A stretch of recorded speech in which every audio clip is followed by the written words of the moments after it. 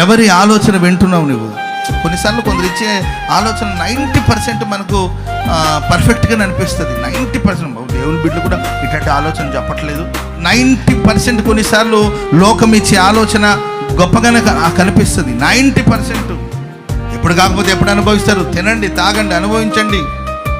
వయసు అయిపోతే నిన్ను ఎవరు చూస్తారు? ఇప్పుడే చూడాలంటే ఇప్పుడే చూస్తారు నిన్ను. ముసలిది అయిపోతే నేను ఎవరు చూస్తారు అని లోకంలో నీకు ఇచ్చే ఆలోచన అనుకూలంగాను ఏంటంటే ఎంతో ఆశీర్వాదకరంగాను నీకు ఆనందాన్ని కలిగించేటట్టు ఉండొచ్చు.